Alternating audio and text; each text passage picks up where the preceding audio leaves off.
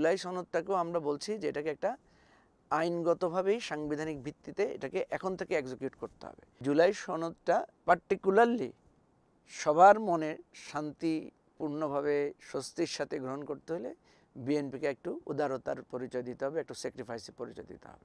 BNP যদি সেই note of ডিসেন্টগুলো withdraw করে নেয় তাহলে জুলাই সনদটা আমরা খুব শান্তিপূর্ণভাবে মানে অর্থাৎ মন খুলে আনন্দের সাথে আমরা স্বাক্ষর করতে পারবো।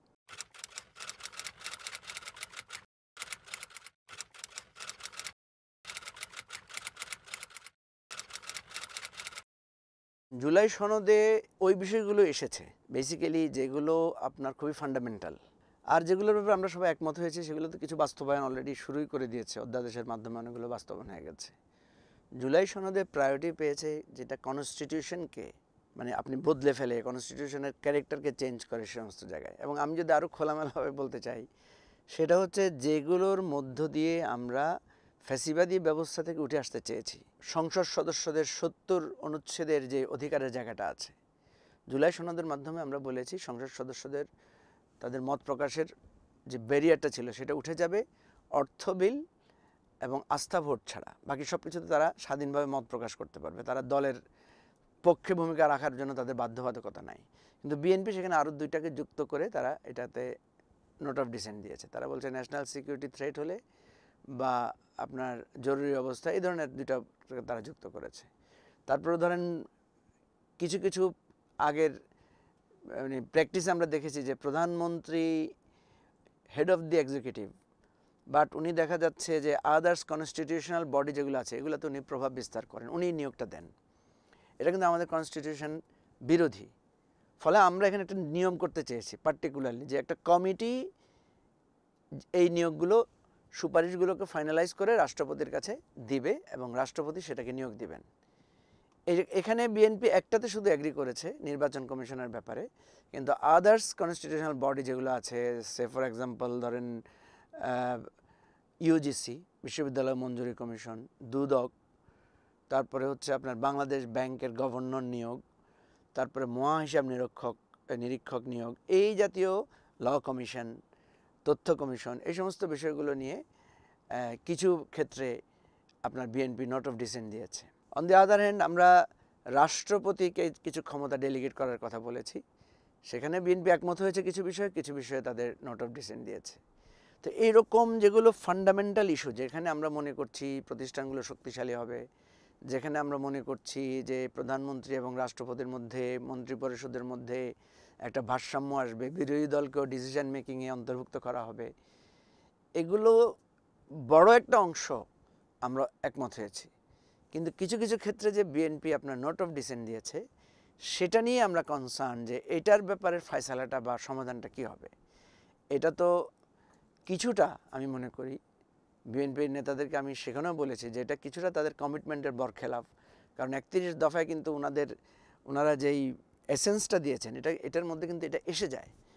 তো আমরা যেটা মনে করি জুলাই সনদ বিএনপি যদি সেই নোট অফ ডিসেন্টগুলো উইথড্র করে নেয় তাহলে জুলাই সনদটা আমরা খুব শান্তিপূর্ণভাবে মানে অর্থাৎ মন খুলে আনন্দের সাথে আমরা স্বাক্ষর করতে পারবো। আর যদি বিএনপি সেই নোট অফ ডিসেন্টগুলো রেখে দেয় তাহলে আমাদের যে প্রত্যাশা যেটা ছিল সংস্কারের সেই জায়গায় খুঁতটা থাকবে এবং বিএনপিকে সবসময় এই ব্লেম ফেস করতে হবে যে আমাদের সংস্কার আমরা যেভাবে চেয়েছিলাম ফ্যাসিবাদের মানে ছায়া মুক্ত হয়ে সরকার পরিচালনা করার, সরকারের জবাবদিহিতা নিশ্চিত করার এবং প্রতিষ্ঠানগুলোকে শক্তিশালী করার, সেটার জন্য বিএনপিকে অবশ্যই রাজনৈতিকভাবে আমাদেরকে দায়ী করতে হবে বা সবসময় আমাদেরকে বলতে থাকতে হবে। সো এই জায়গায় আমি যেটা মনে করি যে জুলাই সনদটা পার্টিকুলারলি সবার মনে শান্তিপূর্ণভাবে স্বস্তির সাথে গ্রহণ করতে হলে বিএনপিকে একটু উদারতার পরিচয় দিতে হবে, একটু স্যাক্রিফাইসের পরিচয় দিতে হবে। আর ফাইনালি যেটা খুবই জুলাই সনদ নিয়ে সবাই কথা বলছেন যে জুলাই সনদটাকে একটা আইনি ভিত্তি দিতে হবে। বিএনপি যেটা বলছে যে পার্লামেন্টে যারা যাবে তারা এটাকে এফেক্ট দিবে বা এটাকে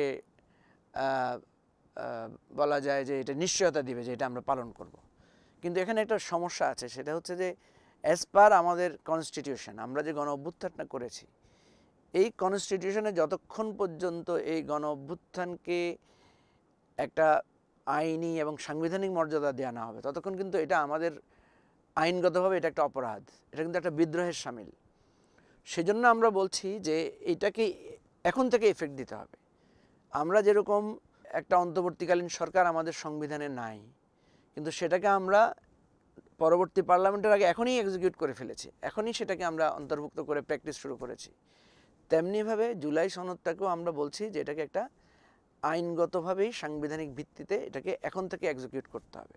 তো এখন যেহেতু পার্লামেন্ট নাই, তাহলে এটা এক্সিকিউট করা হবে কিভাবে?